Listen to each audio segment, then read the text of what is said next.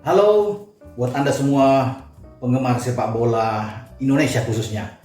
Tim usia 19 tahun ya yang dibawa ke Kroasia oleh pelatih asal Korea Shin Tae-yong sudah menyelesaikan semua program mereka, berlatih di sana, mengadakan uji coba. Sudah 11 uji coba yang dilakukan dan akhirnya mereka akan kembali ke Indonesia lebih cepat ya. Pada tanggal 26 ini nantinya mereka akan kembali ya. Bagaimana dengan semua pemain yang sudah menunjukkan progres bagus ya. Yang saya pikir 11 laga uji coba mereka ada 5 kemenangan. Terakhir lawan Hajduk Split mereka menang dengan clean sheet ya, 4-0. Hanya ada 3 kekalahan dan 3 imbang. Saya pikir ini satu hal yang sangat baik dilakukan oleh pasukan Shin Tae-yong selama berada di Eropa untuk melakukan serangkaian uji coba. Memang ini penting untuk mengantisipasi ketika kita dalam undian nanti berada di grup dengan tim-tim kuat dari Eropa. Ini setidaknya bagi Witan Sulaiman dan kawan-kawan, mereka sudah terbiasa bermain ya, karena sudah ada 11 kali uji coba di Kroasia dan oke lah saya pikir ya. Mereka mendapatkan 5 kemenangan yang cukup mengembirakan ya bagi fans tim nasional Indonesia untuk tim U19 ini yang dipersiapkan untuk ikut di Piala Dunia U20 pada tanggal 20 Mei sampai 21 Juni nantinya ya. Piala Dunia berlangsung di Indonesia. Jadi Anda harus ingat bahwa Piala Dunia pada tahun depan itu mulai dari tanggal 20 Mei sampai 21 Juni ya, di mana pasukan Shin Tae-yong ini akan ikut ambil bagian sebagai host, sebagai tuan rumah yang secara otomatis tentunya lolos ya. Dan nantinya tim Indonesia itu berada di grup A. Jadi masing-masing grup itu akan terdiri dari 4 tim. Total di Piala Dunia nanti ada 24 tim terbagi dalam 6 grup dan masing-masing grup nantinya akan meloloskan 2 tim ditambah dengan 4 tim terbaik dari peringkat ketiga untuk melengkapi 16 peserta nantinya di babak perdelapan final. Itu nantinya yang akan berlangsung di Piala Dunia U20 di mana Indonesia menjadi tuan rumah. Jadi tim kita nantinya akan bertanding di grup A dan bukan tidak mungkin akan berhadapan dengan salah satu wakil Eropa. Eropa itu diwakili oleh 5 tim, yaitu Inggris, Spanyol, Italia, Belanda, dan Portugal. Jadi semua 5 tim ini kuat. Jadi saya katakan bukan tidak mungkin dia berada di grup A bersama dengan Indonesia. Jadi memang cocok bagaimana pemilihan PSSI menunjuk untuk bermain di Kroasia. Kita mendapat pelajaran penting. Ya, kita kalah 2 kali di sana memang, termasuk kekalahan menyolok dari Kroasia, tapi tidak mengapa karena itu baru start awal dengan 7 gol, tapi kesininya makin hari makin bagus dan akhirnya ditutup dengan kemenangan melawan salah satu tim kuat ya, tim kuat yang ada di sana, Hajduk Split ya, mereka bisa menang 4-0. Kedatangan Elkan Bagot juga pemain dari Ipswich Town ini juga sangat bagus untuk bisa menghidupkan gairah bagi pemain-pemain kita.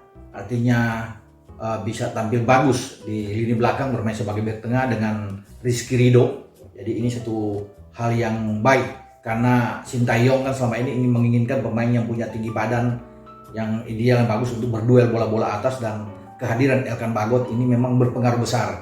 Artinya dalam 2 kali penampilan dia ya, cukup memperlihatkan progres yang baik dan selalu tim kita menang. Kemarin dia sudah pulang duluan tanggal 21 kembali ke Inggris karena dia harus mungkin mempersiapkan bermain di sana bersama Ipswich Town. Selain Elkan Bagot, kita tahu bersama ada Jack Brown, pemainnya sudah membuat 3 gol selama ikut uji coba bersama tim Indonesia. Juga bersama-sama dengan Witan Sulaiman saya pikir ya, menjadi top skor. Cukup mengembirakan. Bagaimana juga Shin Tae-yong juga mendatangkan 2 bersaudara yang Mahesa, Kelana dan Lua Mahesa, datang dari Jerman. Jadi saya pikir ini juga ada penambahan amunisi yang sangat bagus. Terlepas dari itu, progres pemain-pemain kita juga baik. Saya sudah katakan Rizky Ridho bagus, apalagi Bagas Kava setelah dia kembali ke lapangan bercedera dan tampil bagus. Bagas juga membuat salah satu gol ketika melawan Hajduk Split, dan tentunya orang bisa melihat bahwa lini tengah kita cukup mengembirakan juga. Jadi bagaimana dari sayap Witan Sulaiman bermain bagus, David Maulana juga saya pikir oke perkembangannya, ya kita bisa melihat di sana Brilian Aldama juga oke. Jadi depan Irfan Jauhari, saya pikir ini adalah pemain-pemain bertalenta bagus, ya. Brave Fatari, pemain juga yang sangat oke. Supriyadi juga oke. Jadi kita punya pemain talenta yang sangat baik, dan tinggal tergantung bagaimana Sintayong memoles pasukan U19 ini, karena memang kita tidak boleh kepala besar, ya, artinya terlalu jumawa dengan hasil 5 kemenangan yang ada di Kroasia selama uji coba di Eropa, karena masih banyak PR saya pikir bagi Sintayong untuk bisa membenahi tim U19 kita, diantaranya bagaimana kerjasama antar lini, masa transisi terutama keseimbangan di lini belakang, komunikasi yang penting, ya termasuk mental mereka, pergerakan tanpa bola ini yang harus ditingkatkan, bagaimana juga dua fullback yang harus lebih aktif dalam mendukung serangan, itu yang paling yang harus dilakukan oleh Sintayong PR sebelum ikut di Piala Asia nantinya di awal tahun 2021 dan AFF, dan nantinya akan menghadapi Piala Dunia U20 pada bulan Mei dan bulan Juni. Ya, saya pikir kita harus betul-betul bersiap diri, ya, jangan sampai kita dipermalukan bermain di kandang, karena paling tidak kita harus lolos dari grup, ya. Dan bisa tahu bahwa ini Ukraina untung tidak mewakili Eropa untuk datang ke ini, karena Ukraina tahun 2019 juara ketika di Polandia, ya juara dunia, dan dia tidak bisa ikut karena ada COVID kemarin dibatalkan oleh FIFA, sehingga koefisien dari 5 negara Eropa yang tampil di sini yang saya katakan tadi, ya, Inggris, Portugal, Belanda, Italia, Spanyol, ya akan tampil. Semua tim-tim ini tim-tim kuat, ya. Inggris kalau didatang dengan Mason Greenwood, pemain dari MU, ini berbahaya sekali, atau Hudson Odoi, ya ini pemainnya sangat bagus juga, ya, dari tim nasional Inggris. Jadi luar biasa saya pikir, ya. Kemudian Portugal misalnya kalau mereka bisa mendatangkan Francisco Trincao yang bermain di Barcelona, Joao Felix yang berada di Atletico Madrid, ini juga berbahaya. Spanyol punya Ansu Fati, pemainnya masih 17 tahun, bermain di Barcelona bersama dengan Messi. Pedri juga gelandang di Barcelona, masih 17 tahun. Kalau mereka diangkut untuk datang ke Indonesia, ini berbahaya sekali, ya. Ini adalah pemain-pemain di lini serang yang sangat kuat. Kemudian bagaimana Belanda juga punya Brian Davenbra di sana. Ada Jana Hover yang bermain juga di Liverpool, pemain muda ini. Kalau Belanda bisa mengangkut, ini satu hal yang luar biasa. Italia juga tahu persis ada banyak pemain-pemain muda yang akan mereka datangkan ke Piala Dunia. Jadi memang kita harus bersiap. Siapapun dari Italia atau dari Inggris, Portugal, Spanyol, yang Belanda, kita harus siap sebagai tuan rumah, dan memang mental kita yang diperlukan di sini, karena semua tim pasti akan datang dengan kekuatan terbaik mereka. Jadi tidak akan sama dengan apa yang kita dapatkan ketika kita uji coba 11 pertandingan itu.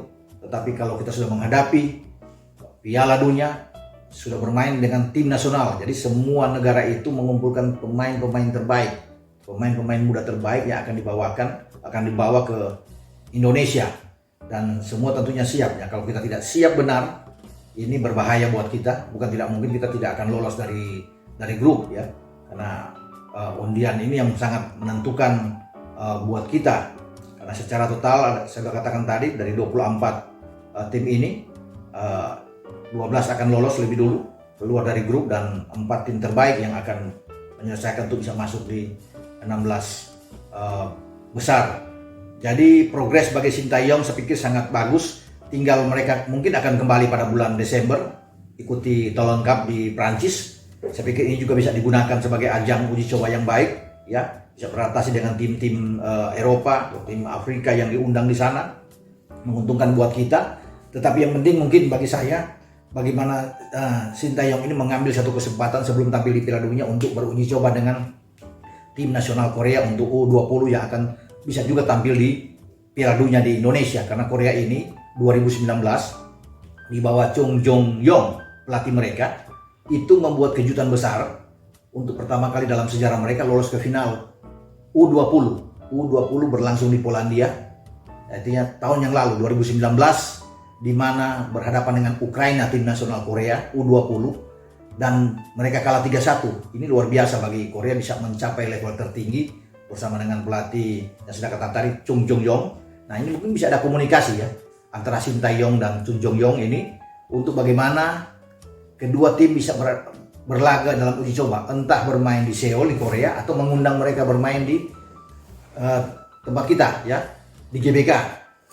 Tinggal tergantung dari federasi PSSI mau bagaimana, tapi saya pikir ini sangat penting untuk apalagi pelatih kita kan pelatih asal Korea, Shin Tae-yong. Jadi harus bisa melihat bagaimana kecepatan pemain-pemain U20 Korea ini yang tampil di final tahun lalu.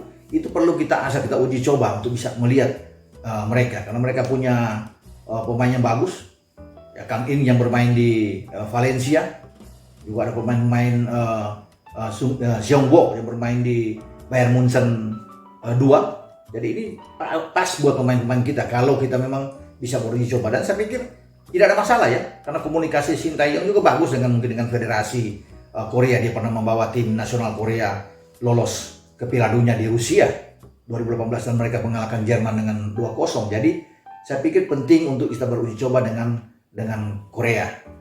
Itu saya pikir dari saya untuk bisa membicarakan tentang tim U19 Indonesia, dan progres ini semoga tetap terus akan berlanjut, dan saya berharap bahwa tim nasional kita akan terus maju, termasuk bisa mengikuti kejuaraan Asia nanti pada awal tahun dan tampil prima ketika kita menjadi tuan rumah. Ingat, ada 6 stadion nantinya yang akan dipakai di Piala Dunia tahun 2021. Gelora Bung Karno, Gelora Bung Tomo di Surabaya, Jalak Harupat di Bandung, Manahan Solo, Jakabaring saya pikir ada di Palembang, dan Stadion Kapten Iwayan Dipta yang ada di Bali. Jadi 6 stadion yang akan digunakan sepanjang Piala Dunia 2021 di mana Indonesia menjadi tuan rumah. Sampai kita berjumpa dalam cerita video lainnya. Anda jangan lupa untuk tetap like, memberikan komen-komen ya, kemudian subscribe channel YouTube Bung Ropan. Ciao.